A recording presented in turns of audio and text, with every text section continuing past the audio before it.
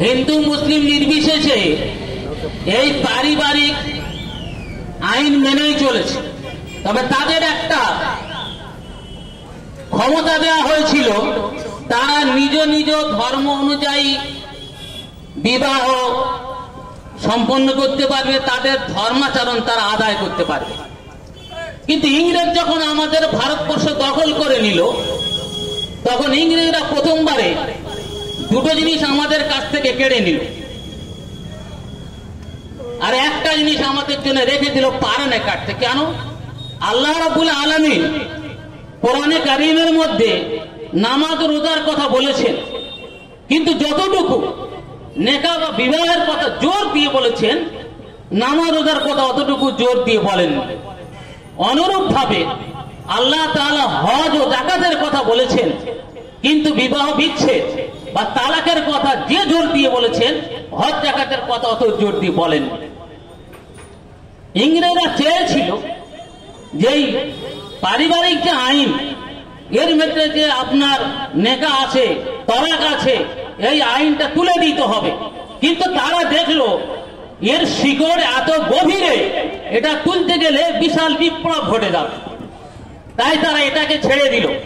1937 সনে এসে আবার তারা চেষ্টা করলো যে এইবার ওইটা করা যাক। তৎকালীন জামানার উলামা কেরাম তথা মুসলমানেরা এমন ভাবে আন্দোলন করলেন যে ইংরেজের গদি টলমল হতে লাগলো। সেই সব মুসলমানরা চাপ দিয়ে একটা অ্যাক্ট তৈরি করলেন, শরীয়ত অ্যাপ্লিকেশন অ্যাক্ট 1937। 1937 সালে অ্যাক্ট তৈরি করলেন, আর এই অ্যাক্টের ভিতরে ওই বিধানগুলো দেওয়া হলো যে মুসলমানরা তারা তাদের ধর্ম অনুযায়ী বিবাহ করতে পারবে, তালাক দিতে পারবে, তারা কারোর হেবা করতে পারবে, মিরাজ বন্টন করতে পারবে, বহু কিছু দেওয়া হলো। এইটাকে বলা হয় মুসলিম পার্সোনাল ল। কিন্তু এর পরবর্তীতে ভারত যখন স্বাধীন হয়ে গেল এবং আমাদের যারা পূর্বসূরি বুজুর্গ ছিলেন এবং অন্যান্য যারা ছিলেন, তারা ভারতবর্ষের সংবিধান যখন রচনা করতে লাগলেন 50 সালে, তখন তারা অনেকগুলো ধারা লিখলেন, যেটা আগে আমাদের জহির সাহেব বলে গেছেন। 25 নম্বর ধারায় কিন্তু আমাদের ব্যাপকভাবে আমাদের ক্ষমতা দেওয়া হলো। মুসলমানেরা তারা তাদের ধর্ম অনুযায়ী তারা ধর্মীয় প্রতিষ্ঠান এটা তৈরি করতে পারবে, ধর্মাচরণ সবকিছু করতে পারবে, সেখানে কারোর হস্তক্ষেপ করা যাবে না। কিন্তু 44 নম্বর ধারা এনে এর ভিতরে সংঘর্ষ বাজিয়ে দিল। 44 নম্বর ধারায় বলে দেওয়া হলো যে আমাদের চেষ্টা করতে হবে ইউনিফর্ম সিভিল কোড করার জন্য। তবে আম্বেদকর এটাও বললেন যে আমার মনে হয় এটা করা সম্ভব হবে না, তবুও চেষ্টা করা দরকার। আমাদের ভারত সরকার এরা একটা অ্যাক্ট করেছিল, মানে 21তম কমিশন গঠন করেছিল এই মুসলিম পার্সোনাল লর উপরে। ওখানে কর্তৃকে তারা রিপোর্ট দিয়েছেন যে ভারতবর্ষের না মুসলিম না ইউনিফর্ম সিভিল কোডের দরকার আছে, আর না করতে পারা যাবে, কোনটাই করা যাবে না। কিন্তু আমরা দেখতে পাচ্ছি ওদের প্রশ্ন আমাদের উপরে এটাই, যে মুসলমানেরা যে বিবাহ করে, মুসলমানেরা 4টে বিবাহ করে, অমুসলিমরা একটা বিবাহ করে, তাহলে 4টে বিবাহ রুখতে হবে, আর 4টে বিবাহ করা অপরাধ।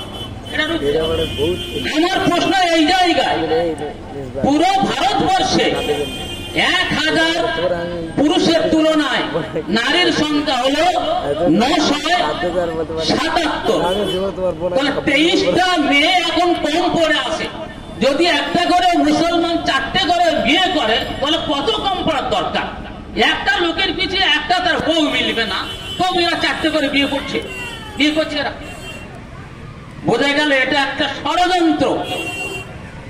এটা দেখা যায় হাজারে একটা হবে না, লাখে একটা যদি কেউ 4টে করে বিয়ে করে।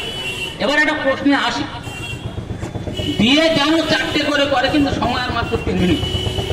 বিয়ে কেন 4টে করে করে? করার অধিকার কিভাবে থাকে জানতে হবে। একটা মেয়ে হলো চিররোগী, তার পক্ষে সম্ভব নয় তার স্বামীর কোনো কিছু ফরমাশ আদায় করা। তার স্বামী বাধ্য হয়ে বিবাহ করবেন, একটা মেয়ের এমন রোগ আছে যে তার বাচ্চা হবে না, বাধ্য হয়ে তার সেখানে বিয়ে করতে হবে, নাকি এখানে সে বলবো আমি ওই অবস্থা থেকে যাবো? তাহলে একটা কথা আমি বলে দিতে চাচ্ছি, মুসলমানেরা তাদের ধর্মীয় আইন মেনে, অনুশাসন মেনে তারা 4টে পর্যন্ত বিয়ে করতে পারে, কিন্তু অমুসলিম ভাইয়েরা বাহ্যিক তারা একটা বিয়ে করে, কিন্তু রক্ষী তারিখে কম করে 20 থেকে 25 জন। তার অর্থ হলো এটাই, তারা ব্যভিচারের পথ প্রশস্ত করে দেবে। নবী করিম সাল্লাল্লাহু আলাইহি ওয়াসাল্লামের জামানা বা সাহাবাদের যুগে এমন কোন একটা মেয়ে ছিল না যে যার বিয়ে হয়নি, স্বামী পরিত্যক্তা কিংবা বিধবা। কেন হয়নি তার কারণ বলি। তৎকালীন জামানায় যুদ্ধ বিগ্রহ হতো, বহু পুরুষ মারা যেত, নারীরা ঘরে থাকতো। ওই নারীদের স্বামীর প্রয়োজন আছে, যদি তাদের বিয়ে না করা হয় তাহলে ও মেয়েগুলো কি করবে? তার কারোর সঙ্গে পরকীয়া লিপ্ত হবে। ইসলাম বলছে না, তোমরা এখানটা বিয়ে করো। যেমন আতিকা রাদিয়াল্লাহু তাআলা আনহা, তার বিয়ে হয়েছিল আবু বকরের পুত্র আব্দুর রহমানের সঙ্গে। আব্দুর রহমান যখন শহীদ হয়ে গেলেন তখন তার বিয়ে করলেন যায়েদ ইবনে খাত্তাব রাদিয়াল্লাহু আনহু। যায়েদ ইবনে খাত্তাব শহীদ হয়ে গেলেন, তার বিয়ে করলেন ওমর ইবনুল খাত্তাব রাদিয়াল্লাহু তাআলা আনহু। ওমর ইবনে খাত্তাব শহীদ হয়ে গেলেন, তার বিয়ে করলেন হাসান ইবনে আলী রাদিয়াল্লাহু আনহু। তাহলে বোঝা গেল তৎকালীন জামানার মেয়েরা কত সৌভাগ্যবান ছিল, ঘরে বসে থাকতে হতো না, পরকীয়া লিপ্ত হতে হতো না। তাই ইসলাম বিধান দিল প্রয়োজনে তুমি 4টে বিয়ে করতে পারো, তবে সমান ভাগে তোমার দেখতে হবে, কারো কম বেশি করা যাবে না। যদি তা না পারো তাহলে তোমার কি করতে হবে? তাহলে তুমি একটা যথেষ্ট বলে মনে করো, একটা। এটা আমি একটা কথা বললাম যে বিবাহ প্রসঙ্গ। আর একটা কথা আমি বলে শেষ করে দিই।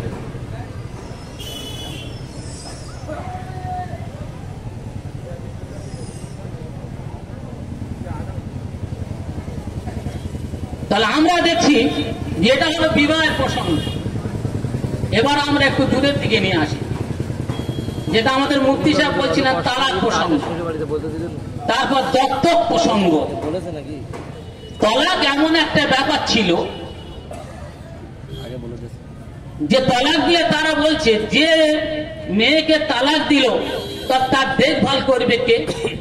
তার যদি সন্তান থাকে তার দেখভাল করবে কে? এটা একটা বড় অন্যায় কাজ। তাই এগুলোকে এক করে দিতে হবে, মানে একটা করে বিয়ে করতে হবে, সব এক হতে হবে, ইউনিফর্ম সিভিল কোড একরকম চলতে হবে। একটা বাগানে যদি ফুলের গাছ একরকম থাকে কেমন দেখতে লাগে, আর যদি 20 রকমের ফুলের গাছ থাকে বাগানটা কেমন দেখতে লাগে? এ ভারতবর্ষ বৈচিত্র্যের দেশ, যেখানে বহু ভাষাভাষীর দেশ, যেখানে সবাই আমরা একত্রভাবে চলি, সেই জায়গায় সকলের এক করতে চাই কি চলবে? যদি সবাই বলে আমরা এক হব, তাহলে যারা শিখ তাদের মাথা পাগড়ি থাকে, ওদের হেলমেট পরতে হয় না, এটা আইন। তাহলে মুসলমানরা ওরা করে, এরা হয়ে সব এক হয়ে যাক, হবে কি? তো সকলে দাঁড়িয়ে এরম রেখে মাথা বড় বড় চুল লেগে থাকবে, কার হচ্ছে না যাবে। পার্থক্য সব জায়গায় করতে হবে। তাহলে যে মেয়েটার স্বামী তাকে তালাক দিল, ওর যদি বাচ্চাটাকে শরীয়ত কি বলেছে, যতদিন পর্যন্ত ইদ্যতের মধ্যে থাকবে তার স্বামীর উপরে জরুরি তার ইদ্যতের পোশাক তার দিতে হবে। পরবর্তী তার বাচ্চা কাচ্চা যারা আছে তাদের পোষের দায়িত্ব তার স্বামীর উপরে থাকবে, তার স্বামী দিতে বাধ্য, এটা শরীয়ত বলছে। তবে এটাও মনে রাখতে হবে, যদি দেখা যায় বড় আছে, মেয়ের ইদ্যত পালন হয়ে গেছে, এর পোষের দায়িত্ব তার বাপের উপরে, তার বাপ না তার ভাইয়ের উপরে, এইভাবে চলবে। তাহলে এরা যে চিন্তা নিয়ে আমাদের বলছে যে এটা সমতা ফিরিয়ে আনতে পারছে না, এরা মারাত্মক অপরাধের কথা। তো তাই আমি বলতে চাচ্ছি এটাই, যে আজকের আমাদের যে ইউনিফর্ম সিভিল কোড করার কথা বলছে, সবার জন্য এক আইন হবে। তাহলে ইউনিফর্ম সিভিল কোড বলতে কি করতে চাচ্ছে, হিন্দু রাষ্ট্র নাকি অন্য কিছু? এটা তো আমরা বুঝতে পারছি না। যদি হিন্দু রাষ্ট্র করে মাথায় কাপড় বেঁধে সরকারের বিরুদ্ধে লড়াই করা ফরজ হবে, যদি তা না হয় তাহলে আমাদের অন্য পথ আমরা ধরতে পারবো না। এটা কিন্তু খুব ভালো করে মনে রাখতে হবে। তাহলে আমাদের লক্ষ্য থাকবে এটাই, আমাদের কোরআনে কারিমের যে আইন, যে বিধান প্রতিটা মুসলমান সেটা মেনে চলতে বাধ্য, তার উপরে যদি হস্তক্ষেপ করে কোন মুসলমান তা কোনো মতেই মানতে প্রস্তুত থাকবে না, আর আমরাও তা কোনো মতে মানবো না ইনশাআল্লাহ। তাই আমরা আগামীতে চেষ্টা করব আমাদের এখানে যা হচ্ছে, যে আইনগুলো পাশ করতে চাচ্ছে, আমরা আমাদের আওয়াজটা উপরে পৌঁছে দেবো ইনশাআল্লাহ। আশা করি আল্লাহ আমাদের সাহায্য করবেন।